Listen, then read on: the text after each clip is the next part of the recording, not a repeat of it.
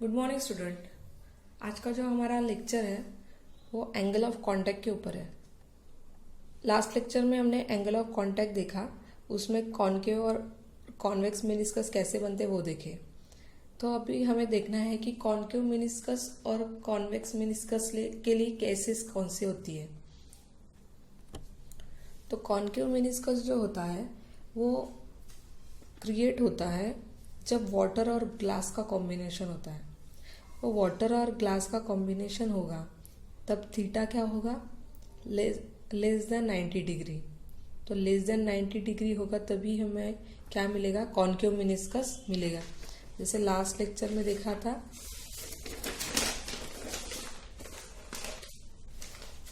ये ग्लास और वाटर का कॉम्बिनेशन चाहिए और थीटा क्या होता है फिर 90 डिग्री से कम होगा।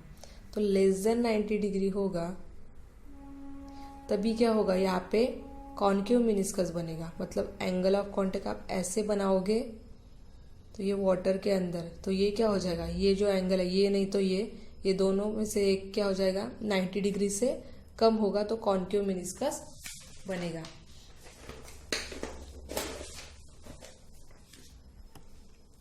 सेकेंड, कॉन्वेक्स मेनिस्कस कब बनता है, जब मर्क्यूरी और ग्लास का कॉम्बिनेशन हो। मर्क्यूरी और ग्लास का कॉम्बिनेशन होता है तब कॉन्वेक्स मेनिस्कस बनता है। तब थीटा क्या होता है, 90 डिग्री से ज़्यादा होता है। जैसे देखो, ग्लास और मर्क्यूरी का कॉम्बिनेशन है तो यहाँ पे ग्लास और मर्क्यूरी के कॉम्बिनेशन में क्या होता है, जो मर्क्यूरी का जो कोहेसिव फोर्स है वो क्या होता है, ग्लास और मर्क्यूरी के एडेसिव फोर्स से क्या होता है, बहुत ज़्यादा होता है। इस वजह से यहाँ पे ये जो एंगल बनता है वो कॉन्वेक्स बनता है, मतलब नीचे की तरफ ही हो जाता है। तो आप यहाँ से इसे टेंजेंट डालोगे तो फिर हमें एंगल किसके बीच में मेज़र करना पड़ता है, ये हमें लिक्विड के अंदर मेज़र करना पड़ता है। तो फिर हम ऐसे एंगल मेज़र करेंगे तो ऑब्वियस ये जो एंगल बनेगा ये क्या बनेगा, ऑब्ट्यूस एंगल बनेगा और ये क्या होगा, 90 डिग्री से ज़्यादा का बनेगा। तो कॉन्वेक्स मेनिस्कस में मर्क्यूरी और ग्लास के कॉम्बिनेशन में थीटा ये 90 डिग्री से ज़्यादा होता है। थर्ड पॉइंट देखेंगे, ज़ीरो एंगल ऑफ कांटेक्ट। तो ज़ीरो एंगल ऑफ कांटेक्ट मतलब क्या होता है कि जहाँ पे कॉन्वेक्स मेनिस्कस भी नहीं बनता है और कॉनकेव मेनिस्कस भी नहीं बनता है। तो ये किस केस में होता है, जहाँ पे प्योर वाटर और क्लीन ग्लास का कॉम्बिनेशन होता है। अभी प्योर वाटर मतलब क्या, जो हम बिस्लेरी वगैरह बॉटल से पीते हैं, प्योर वाटर जिसमें कोई किसी भी तरह की इम्प्योरिटी नहीं है, उस वाटर को बोलते हैं हम प्योर वाटर। और यहाँ पे जो मैंने वाटर ग्लास का कॉम्बिनेशन लिया है वो क्या है, इम्प्योर वाटर है। मतलब अपने टैप में से जो आता है, नल में से जो पानी आता है वो पूरी तरह प्योर होता है क्या, नहीं, उसमें कुछ ना कुछ इम्प्योरिटी होती है। तो ज़ीरो एंगल ऑफ कांटेक्ट किस केस में बनेगा, प्योर वाटर और क्लीन ग्लास के कॉम्बिनेशन में होता है। तो सपोज इस बीकर में मैंने प्योर वाटर लिया है और यहाँ पे क्या है, ये ग्लास का बीकर है। तो यहाँ पे जो प्योर वाटर और ग्लास के बीच का जो एडेसिव फोर्स होगा, ये ग्लास और प्योर वाटर के बीच का एडेसिव फोर्स होगा, वो क्या होगा, बहुत ही ज़्यादा होता है। सपोज ये मॉलिक्यूल है और इसका हमने स्फीयर ऑफ इन्फ्लुएंस बनाया। तो स्फीयर ऑफ इन्फ्लुएंस में क्या होगा, एक तो वाटर का कोहेसिव फोर्स होगा, यहाँ पे एयर और वाटर का कोहेसिव एडेसिव फोर्स होगा और ग्लास और वाटर का एडेसिव फोर्स होगा। लेकिन यहाँ पे ग्लास और वाटर के बीच में जो एडेसिव फोर्स होगा वो क्या होगा, बहुत ही ज़्यादा होगा as compare to cohesive force और एडेसिव फोर्स। तो यहाँ पे अगर हम वेक्टर फॉर्म में बनाने जाएंगे तो ग्लास और प्योर वाटर का एडेसिव फोर्स ज़्यादा है, मतलब इधर का जो वेक्टर होगा वो क्या होगा, ज़्यादा होगा, उसे हम नाम देते हैं AP। और यहाँ पे जो कोहेसिव फोर्स है वो क्या है, बहुत ही छोटे है। सॉरी, यहाँ का कोहेसिव फोर्स और यहाँ का एडेसिव फोर्स वो क्या है, बहुत ही छोटे हैं। तो हम उसे क्या करेंगे, निगलेक्ट करेंगे, मतलब इसे कंसिडर करने की कोई ज़रूरत नहीं है। ओके, तो सिर्फ यहाँ पे जो रिजल्टेंट वेक्टर बनेगा वो क्या बनेगा, AP। क्योंकि ये जो दो फोर्स है ये जो फोर्स है वाटर वाटर का कोहेसिव फोर्स और एयर वाटर का एडेसिव फोर्स वो तो बहुत कम है, इसलिए हमने इन दोनों को निग्लेक्ट कर दिया और सिर्फ एक ही फोर्स लिया है, वो क्या है, adhesive force between pure water and glass. इसलिए यहाँ पे जो रिजल्टेंट वेक्टर बनेगा वो क्या रहेगा, एक ही बनेगा। तो अगर एक ही रिजल्टेंट वेक्टर बन रहा है तो यहाँ पे जो वाटर होगा वो क्या होगा, 0 डिग्री का एंगल क्रिएट करेगा। मतलब देखो, अगर रिजल्टेंट वेक्टर ऐसा है, ओके, तो हमें पता है कि वाटर की जो लिक्विड की जो प्रॉपर्टी होती है वो क्या होती है, रिजल्टेंट वेक्टर के परपेंडिकुलर वो रहना चाहता है। तो रिजल्टेंट वेक्टर के परपेंडिकुलर रहेगा, मतलब क्या, वो क्या करेगा, ऐसे ऐसे परपेंडिकुलर बनेगा। जब आप देखो प्योर वाटर अगर आप ग्लास में डालोगे तो क्या करेगा, ये वाटर ऐसे यहाँ से थोड़ा सा ऊपर चढ़ जाएगा, लेकिन ये कॉन्वेक्स कॉनकेव एंगल नहीं बना रहा है, ये सिर्फ यहाँ से चढ़ेगा और ये क्या करेगा, रिजल्टेंट वेक्टर को परपेंडिकुलर एक उसकी लेयर बना देगा। तो ये जो एंगल होता है, इस एंगल में ये क्या है, थीटा क्या है, 0 डिग्री का एंगल बना रहा है, तो इसे बोलते हैं 0 angle of contact. Fourth point देखते हैं, 90 डिग्री एंगल ऑफ कांटेक्ट। तो 90 डिग्री एंगल ऑफ कांटेक्ट कब बनता है, तो हम पहले देखेंगे condition for 90 degree angle of contact for convexity and for concavity. तो कॉन्वेक्स और कॉन्केव ये जो शेप बनते हैं वो किस वजह से बनते हैं ये हमें देखना है, in terms of cohesive and adhesive force. तो कोहेसिव और एडेसिव फोर्स से 90 डिग्री का एंगल कैसे बनता है वो हमें देखना है।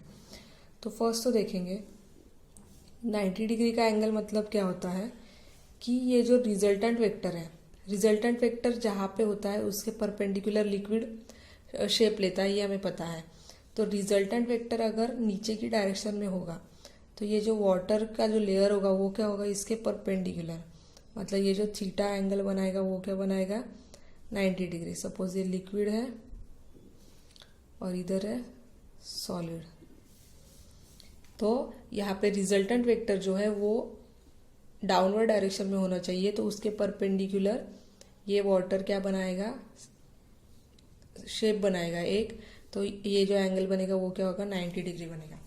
तो अब ये 90 डिग्री एंगल कब बनेगा तो वो हम देखते हैं। उसके लिए जो एंगल ऑफ कांटेक्ट होगा, 90 डिग्री बनने के लिए एंगल ऑफ कांटेक्ट क्या चाहिए ये हमें देखना है। तो उसके लिए देखेंगे,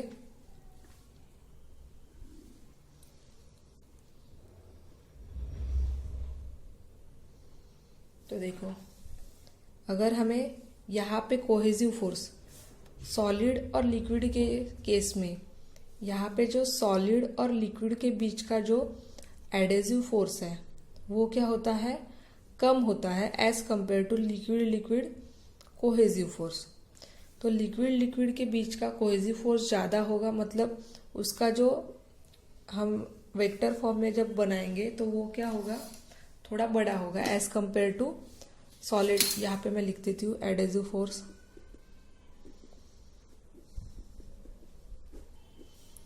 यहाँ पे क्या है, कोहेसिव फोर्स। अभी कोहेसिव और एडेसिव फोर्स किसके बीच में, वो तो आपने पढ़ ही लिया है, सॉलिड लिक्विड और ये लिक्विड लिक्विड मॉलिक्यूल के बीच में। ओके, तो यहाँ पे हम स्फीयर ऑफ इन्फ्लुएंस कंसिडर करेंगे फर्स्ट। तो लिक्विड लिक्विड का कोहेसिव फोर्स ज़्यादा है, मतलब हमें ये थोड़ा हम बड़ा बनाएंगे as compare to solid liquid adhesive force.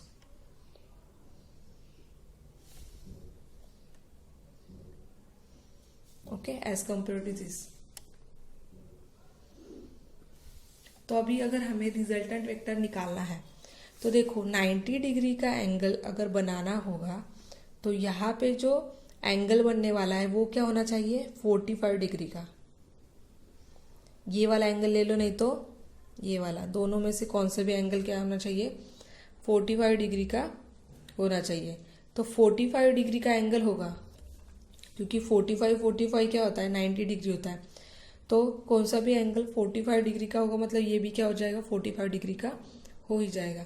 तो 45 डिग्री का एंगल लोगे तभी आपको क्या मिलेगा, रिजल्टेंट वेक्टर डाउनवर्ड डायरेक्शन में मिलेगा और एंगल क्या होगा, 90 डिग्री होगा।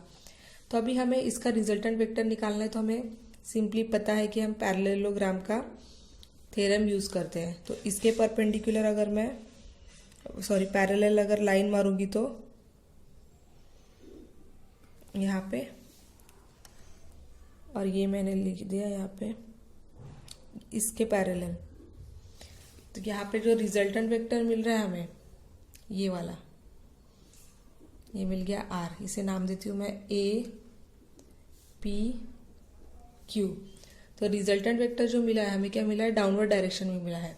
तो रिजल्टेंट वेक्टर अगर डाउनवर्ड डायरेक्शन में होगा तो उसके परपेंडिकुलर वाटर क्या करेगा, लिक्विड नहीं तो वाटर, वो क्या करेगा, अपना एक परपेंडिकुलर शेप बनाएगा इसके परपेंडिकुलर। तो यहाँ पे जो एंगल बनेगा वो क्या बनेगा, 90 डिग्री बनेगा। तो 90 डिग्री एंगल बनाने के लिए जो कोहेसिव फोर्स के बीच में का जो वेक्टर होता है उसका जो एंगल होगा वो 45 डिग्री का होना जरूरी है।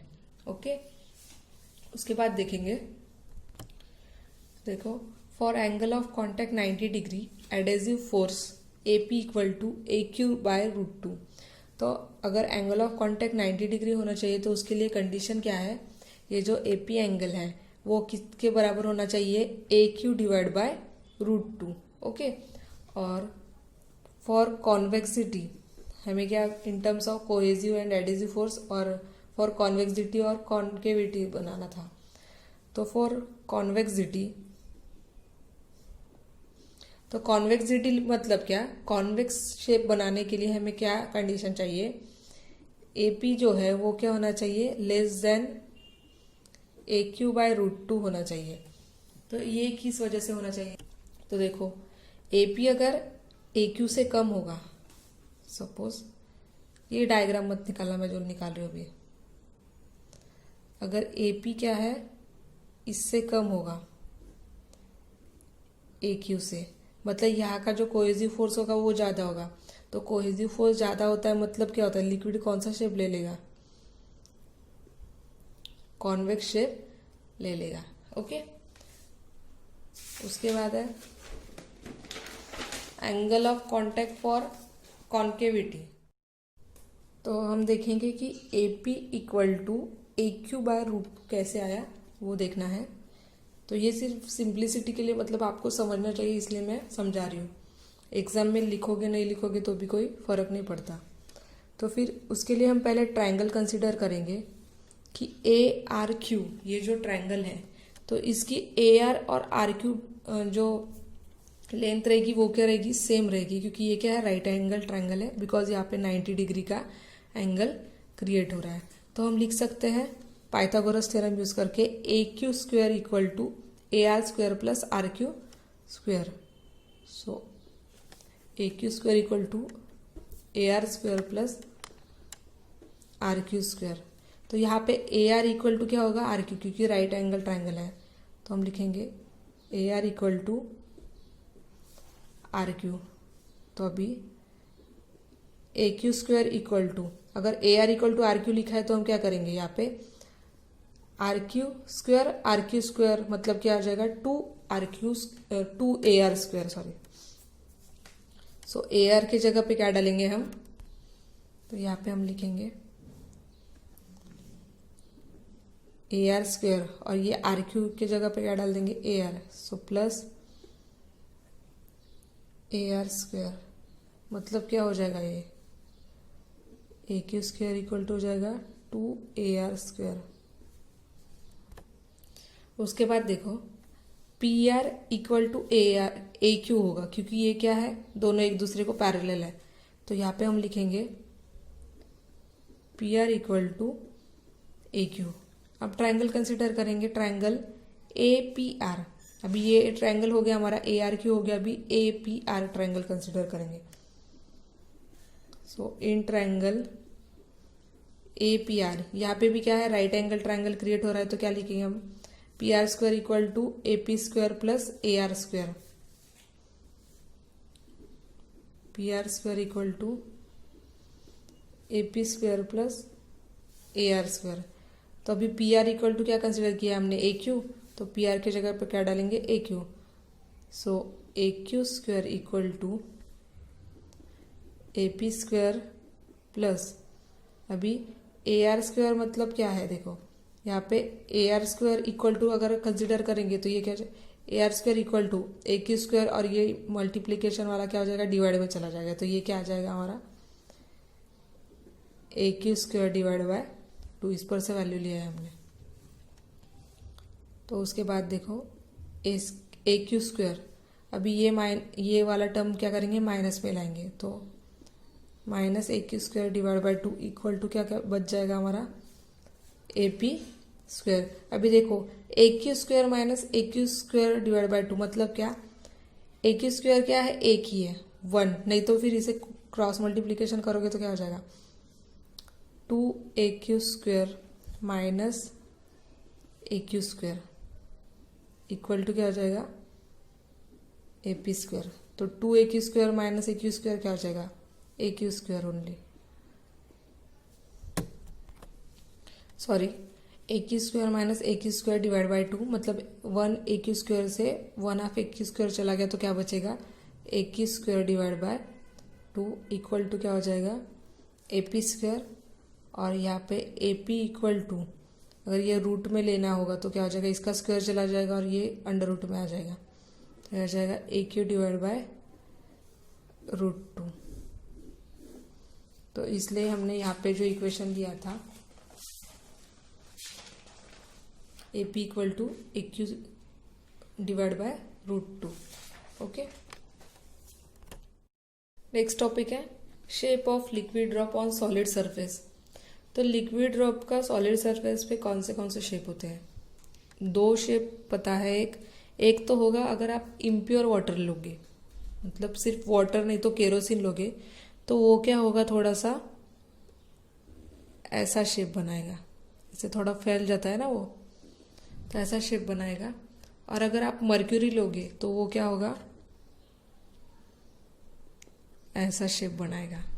तो यहाँ पे इसका जो एंगल ऑफ कांटेक्ट है उसके ऊपर डिपेंड करता है कि ये जो शेप है वो कैसे बन रहा है।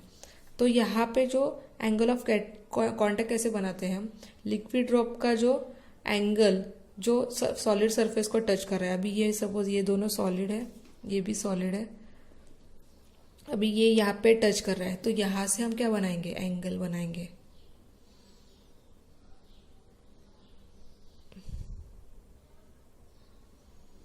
तो ये हमने ये एंगल बनाया है। तो ये जो एंगल होता है ऑर्डिनरी वाटर ड्रॉप, ओके। तो इस केस में थीटा क्या होना चाहिए, theta is between 8 degree to 18 degree. तो मतलब क्या है, theta is less than 90 degree. तो लेस देन 90 डिग्री का एंगल बनाने के लिए तो ये थीटा क्या चाहिए, 8 टू 80 डिग्री 18 डिग्री के बीच में चाहिए। तो ये क्या है 90 डिग्री और उससे क्या है कम है, तो ये कम होगा ऑर्डिनरी वाटर ड्रॉप ले लो, नहीं तो केरोसिन लोगे तो भी चलेगा। तो वैसे में जो ये शेप लेता है लिक्विड का वो ऐसा लेता है, तो फिर ऐसा लेगा तो ये एंगल क्या होगा, एंगल ऑफ कांटेक्ट बना है ऐसे, तो हम इसे मेज़र करेंगे, लिक्विड के अंदर मेज़र करते हैं ना, तो ये जो एंगल बनेगा वो क्या होना चाहिए, लेस देन 90 डिग्री होना चाहिए। तो सपोज अगर आपने कंसिडर किया कि ये क्या है, केरोसिन का ड्रॉप है, तो केरोसिन का जो एंगल ऑफ कांटेक्ट होता है वो कितना होता है, 26 डिग्री का होता है, ओके। उसके बाद देखो ये ऑर्डिनरी वाटर ड्रॉप का जो एंगल ऑफ कांटेक्ट होता है वो क्या होता है, 8 डिग्री टू 18 डिग्री के बीच में होता है। उसके बाद देखो सॉलिड के ऊपर अगर आपने क्या किया, एक मर्क्यूरी का ड्रॉप डाला है, तो मर्क्यूरी का ड्रॉप है, तो यहाँ पे अगर आपको एंगल ऑफ कांटेक्ट निकालना होगा तो क्या करोगे आप, तो इसका कौन सा सरफेस ये टच है, तो वहां से क्या करोगे आप, एंगल बनाओगे।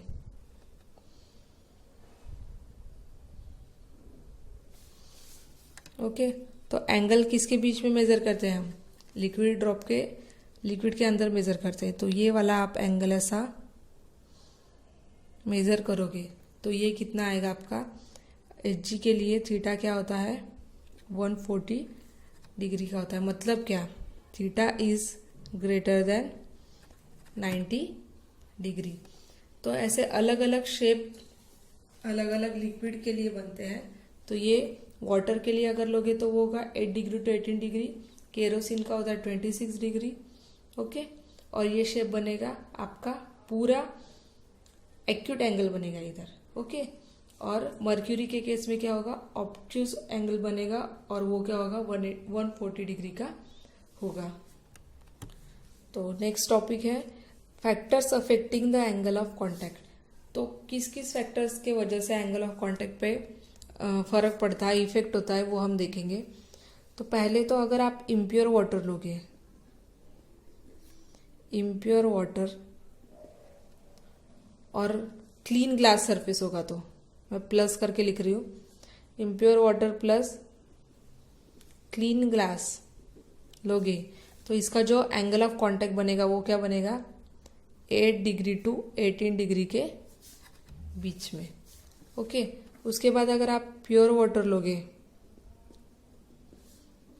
और क्लीन ग्लास लोगे तो हमें पता है प्योर वाटर और क्लीन ग्लास लोगे तो एंगल जो बनता है वो क्या होता है 0 डिग्री होता है। सो थीटा इक्वल टू लिख रही हूँ मैं, थीटा इक्वल टू क्या होगा 0 डिग्री। और अगर आप केरोसिन लोगे, केरोसिन और क्लीन ग्लास लोगे तो जो थीटा बनेगा वो कितना बनेगा 26 डिग्री का बनेगा। सेकेंड फैक्टर है इम्प्यूरिटी। तो ऑब्वियस आप अगर इम्प्यूरिटी ऐड करोगे तो उस केस में भी एंगल ऑफ कांटेक्ट क्या होगा चेंज होगा। थर्ड है टेम्परेचर।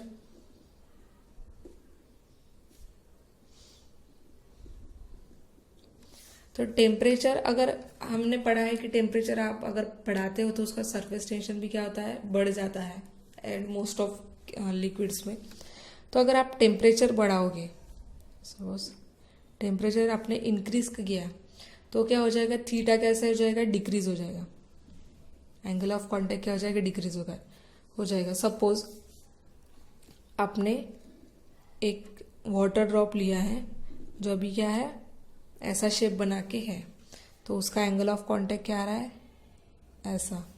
ओके, अभी क्या किया आपने, इसको टेम्परेचर दे दिया, तो टेम्परेचर की वजह से क्या हो जाएगा, ये क्या हो जाएगा थोड़ा फैल जाएगा, फैल के क्या हो जाएगा फिर ये ऐसे हो जाएगा। तो इसका जो एंगल ऑफ कांटेक्ट होगा तो वो क्या हो जाएगा कम हो जाएगा एज कंपेयर टू दिस। तो टेम्परेचर अगर आप बढ़ाते हो तो उस वजह से एंगल ऑफ कांटेक्ट क्या हो जाता है कम हो जाता है। नेक्स्ट टॉपिक देखेंगे excess pressure across the free surface of liquid. तो जो फ्री सरफेस ऑफ लिक्विड होते हैं उस पर कौन से फोर्सेस लगते हैं, कौन से प्रेशर लगता है, हम ये देखेंगे। पहले तो मैंने 3 डायग्राम बनाई है जिसमें हमने एक जो लिक्विड लिया है जो क्या कर रहा है 90 डिग्री का एंगल बना रहा है, एक बना रहा है कॉन्वेक्स और एक बना रहा है कॉनकेव। तो देखो अगर 90 डिग्री का एंगल बना रहा है मतलब ये फ्री सरफेस अगर क्या है एकदम स्टेबल है, तो यहाँ पे कौन सा सरफेस टेंशन किस डायरेक्शन में लग रहा है, एक तो इस डायरेक्शन में और एक तो इस डायरेक्शन में। सरफेस टेंशन की वजह से ये जो लिक्विड है वो क्या है स्ट्रेच करके रह रहा है एक हॉरिजॉन्टल शेप में। तो फिर सरफेस टेंशन यहाँ पे 2 पॉइंट पे लग रहा है। अभी ये है कॉन्वेक्स शेप, तो यहाँ पे जो सरफेस टेंशन लगेगा वो क्या लगेगा, यहाँ पे पर ये होगा ये नीचे के डायरेक्शन में और यहाँ से ये भी होगा एक नीचे के डायरेक्शन में। ओके, तो ये सरफेस टेंशन लग रहा है। उसके बाद जो कॉनकेव है, तो कॉनकेव में भी सरफेस टेंशन क्या लग रहा है ऊपर के डायरेक्शन में लग रहा है।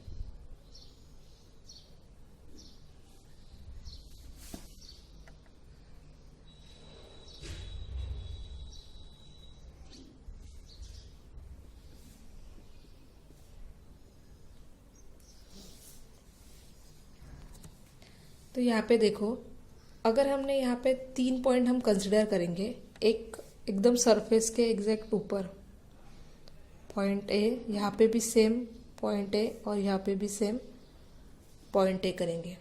तो अब पॉइंट ए के ऊपर जो फोर्स लगने वाला है वो क्या होगा, एटमॉस्फेरिक प्रेशर होगा, क्योंकि ऊपर की डायरेक्शन से जो फोर्स लगेगा वो क्या होगा, एटमॉस्फेरिक प्रेशर लगेगा। तो हम लिख सकते हैं pressure at A equal to atmospheric pressure. तो अभी देखो, हमने अगर यहाँ पे एग्जैक्ट सेम पॉइंट ए के नीचे लिक्विड के अंदर क्या करेंगे, पॉइंट बी कंसीडर करेंगे। यहाँ पे भी सेम पॉइंट बी, यहाँ पर भी सेम पॉइंट बी। तो इस केस में क्या होगा, ये जो वाटर है जो क्या है, हॉरिजॉन्टल शेप लेके है, तो यहाँ पे जो पॉइंट ए पे जो प्रेशर लगेगा वही क्या लगेगा, बी पॉइंट पे भी लगेगा, क्योंकि ये क्या है, बी पॉइंट फ्री सरफेस से एग्जैक्ट सेम, मतलब थोड़ी नज़दीकी है ऊपर की डायरेक्शन में। तो इसका और इसके बीच का जो डिफरेंस है, जो कोई डिस्टेंस है, वो क्या है, नेग्लिजिबल है। तो इसलिए यहाँ पे जो पॉइंट ए के ऊपर एटमॉस्फेरिक प्रेशर लगेगा उतना ही प्रेशर क्या लगेगा, बी पे लगेगा। तो हम फर्स्ट केस के लिए क्या बोल सकते हैं, pressure at A equal to क्या होगा, प्रेशर एट बी। अभी कॉन्वेक्स शेप में क्या होगा, प्रेशर एट ए जो लगेगा वो तो एटमॉस्फेरिक प्रेशर लगेगा, बट बी पॉइंट पे जो प्रेशर लगेगा वो क्या लगेगा, ए पॉइंट से ज़्यादा लगेगा। तो फिर हम सेकंड केस के लिए लिख सकते हैं pressure at B is greater than pressure at A.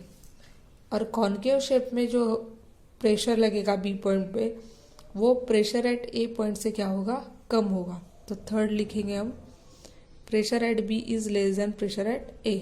अब ये कैसे होता है वो हम देखते हैं। तो फर्स्ट है प्लेन लिक्विड सरफेस। तो प्लेन लिक्विड के सरफेस पे कौन से फोर्सेस लग रहे हैं वो देखेंगे। तो फर्स्ट तो पॉइंट ए के ऊपर जो ऊपर के डायरेक्शन से जो फोर्स लग रहा है तो वो क्या है,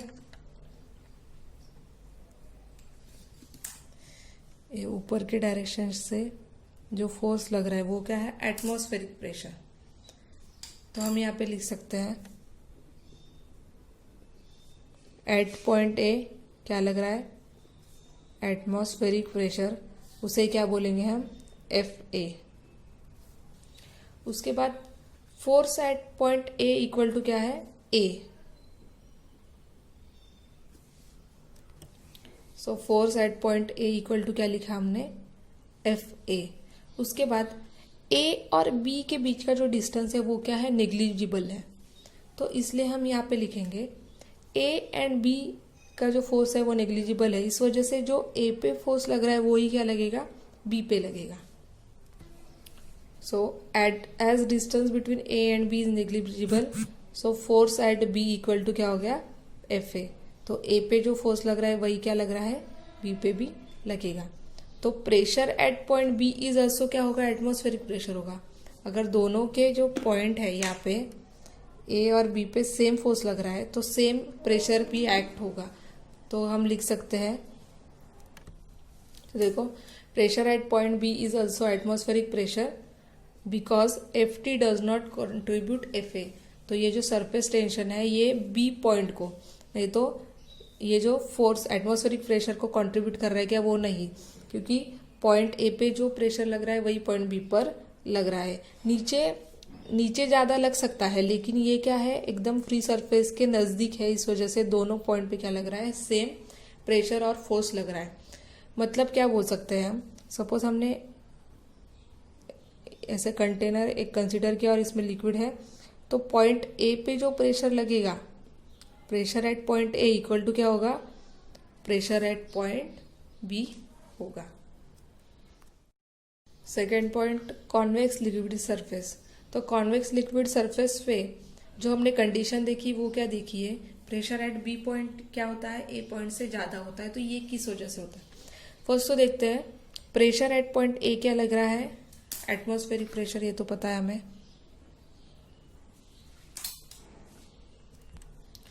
pressure at point A equal to क्या है, atmospheric pressure. Force at A मतलब सरफेस टेंशन एट ए क्या मान रहे हैं हम, एफ ए। तो ये बी पॉइंट भी क्या है, ये सरफेस से क्या है, फ्री सरफेस से नज़दीक है, तो इस वजह से फोर्स साइड बी भी क्या होगा, एफ ए, क्योंकि यहाँ पे सरफेस टेंशन जो है एटमॉस्फेरिक प्रेशर को ही क्या बोल रहे हैं हम, जो एटमॉस्फेरिक प्रेशर ए पे लगेगा वही एटमॉस्फेरिक प्रेशर क्या लगेगा, बी पे लगेगा। लेकिन बी का कैसे ज़्यादा है, प्रेशर ज़्यादा कैसे वो हम देखेंगे, लेकिन पहले तो एटमॉस्फेरिक प्रेशर दोनों पे सेम लग रहा है वो हम लिखेंगे। तो हमने ये इसको इक्वेशन नंबर 1 दे दिया है। अभी देखो ये जो सरफेस टेंशन लग रही है ये क्या इंक्लाइंड है, तो इंक्लाइंड है मतलब इस वजह से इनके जो टेल अगर होंगे, तो सपोज हमने जो इनके जो दो वेक्टर निकलेंगे, एक इस डायरेक्शन में एक इस डायरेक्शन में, इसका भी इस डायरेक्शन में, इसका भी इस डायरेक्शन में, कॉस थीटा साइन थीटा देखा है ना, वैसा यहाँ पे दो कंपोनेंट निकलेंगे, इसके भी दो कंपोनेंट निकलेंगे, और इनका जो रिजल्टेंट वेक्टर होगा वो क्या होगा, नीचे के डायरेक्शन में होगा। तो ये जो रिजल्टेंट वेक्टर होगा तो वो क्या होगा, एफ आर। तो ये एफ आर जो होगा वो भी क्या हो जाएगा, एटमॉस्फेरिक प्रेशर के साथ ऐड हो जाएगा। ए पॉइंट पे तो सिर्फ क्या लग रहा है, एटमॉस्फेरिक प्रेशर लग रहा है, लेकिन बी पॉइंट पे क्या लग रहा है, एटमॉस्फेरिक प्रेशर प्लस ये जो नीचे के डायरेक्शन में रिजल्टेंट वेक्टर लग रहा है वो भी लगेगा। तो atmospheric pressure at point B, pressure at point B क्या हो जाएगा फिर, F A plus F R. तो देखो resultant force due to surface tension is F R. तो ये जो रिजल्टेंट फोर्स है इसका वजह से जो सरफेस टेंशन, रिजल्टेंट फोर्स किस वजह से है, एफ आर के वजह से है। ओके, तो ये रिजल्टेंट फोर्स किस वजह से, ये जो सरफेस टेंशन है इसके वजह से रिजल्टेंट फोर्स निकला है वो है एफ आर। तो टोटल फोर्स एट बी क्या हो जाएगा, फिर मैंने जैसे बोला कि surface tension sorry force of atmospheric pressure plus resultant force, तो F A plus F R, क्योंकि क्या हो जाएगा, ये किस वजह से लग रहा है, बिकॉज ऑफ सरफेस टेंशन। तो बी पॉइंट पे जो फोर्स लगेगा वो क्या होगा, प्रेशर लगेगा वो ए से ज़्यादा होगा। So pressure at B is greater than pressure at A. ये समझ गया। प्रेशर एक तो सरफेस टेंशन की वजह से क्या होगा, जो रिजल्टेंट वेक्टर निकलेगा दोनों का वो क्या हो जाएगा, नीचे की डायरेक्शन में लगेगा। तो पॉइंट बी को एक रिजल्टेंट वेक्टर लगेगा, मतलब रिजल्टेंट फोर्स लगेगा, और उसके ऊपर एटमॉस्फेरिक प्रेशर भी लग रहा है। तो दो फोर्स यहाँ पे मिक्स हो जाएंगे, इस वजह से बी पॉइंट पे जो प्रेशर लगेगा वो क्या होगा, ज़्यादा होगा। तो थर्ड पॉइंट देखते हैं। तो यहाँ पे जो लिक्विड सरफेस है वो क्या है, कॉन्केव शेप में है, और यहाँ पे जो सरफेस टेंशन है वो यहाँ पे लगेगा एफ टी, और यहाँ पे सरफेस टेंशन। तो यहाँ पे जो ए पॉइंट कंसीडर किया है उसके ऊपर तो क्या लग रहा है, एक तो एटमॉस्फेरिक प्रेशर लग रहा है। तो अभी देखो एटमॉस्फेरिक प्रेशर लग रहा है, और बी पॉइंट पे भी क्या लगेगा, फर्स्ट तो एटमॉस्फेरिक प्रेशर भी लगेगा, क्योंकि ये क्या है, ए पॉइंट से सरफेस से क्या है, बहुत ही नज़दीक है। इस वजह से जो फोर्स ए पॉइंट पे लगेगा वही फोर्स क्या लगेगा, बी पॉइंट पे भी लगेगा। तो हम यहाँ पे लिख सकते हैं pressure at point A equal to क्या है, atmospheric pressure.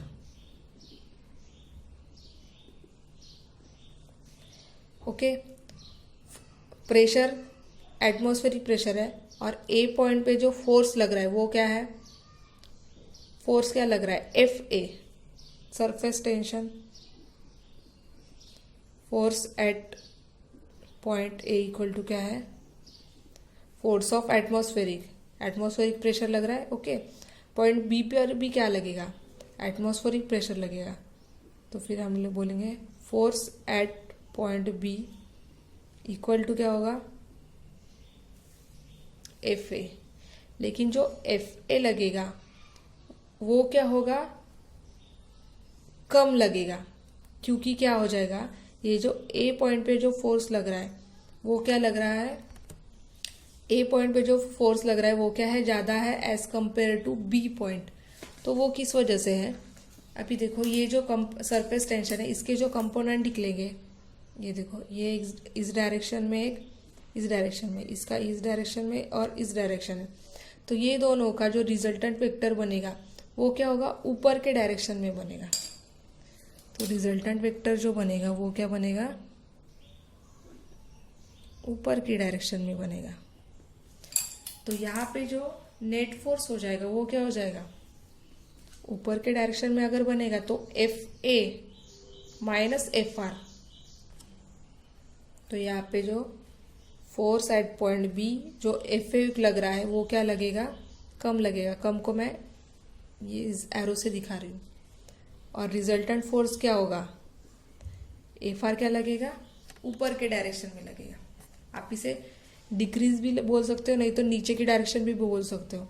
Force at point B, atmospheric pressure क्या लगेगा, ऊपर के डायरेक्शन से। और जो यहाँ पे रिजल्टेंट फोर्स लग रहा है वो क्या लग रहा है, नीचे की डायरेक्शन से। मतलब ये देखो, ये B पॉइंट है, ऊपर के डायरेक्शन से लग रहा है FA, और नीचे के डायरेक्शन से क्या लग रहा है, FR। ऐसे फोर्स लग रहा है। तो यहाँ पे इसका जो फोर्स हो जाएगा वो क्या हो जाएगा, माइनस हो जाएगा, क्योंकि ये दोनों क्या है, अपोजिट डायरेक्शन में है ना। तो अपोजिट डायरेक्शन में होता है तो वो फिर इसका जो फोर्स हो जाएगा वो क्या हो जाएगा, कम हो जाएगा। तो फिर A पॉइंट पे जो प्रेशर लगेगा वो क्या हो जाएगा, B पॉइंट से ज़्यादा लग जाएगा। इजी है बहुत। इस रिजल्टेंट वेक्टर ऊपर के डायरेक्शन में और ये फोर्स क्या है, एटमॉस्फेरिक प्रेशर नीचे के डायरेक्शन में है। तो B पॉइंट पे जो दो फोर्स लग रहे हैं वो क्या लग रहे हैं, अपोजिट डायरेक्शन में लग रहे हैं। इस वजह से B पॉइंट पे जो प्रेशर रहेगा वो A पॉइंट से क्या लगेगा, कम लगेगा। तो हम यहाँ पे लिख सकते हैं net force on point B is less then FA। तो यहाँ पे सिंपली लिख सकते हैं pressure at point B is less than pressure at point A। तो यहाँ पे लिख सकते हो आप pressure at point B is less than pressure at point A। तो ये 3 लिक्विड कॉलम थे जहाँ पे प्रेशर कैसे लगता है वो हमने देखा है। जो अगला टॉपिक है वो हम नेक्स्ट लेक्चर में पढ़ेंगे।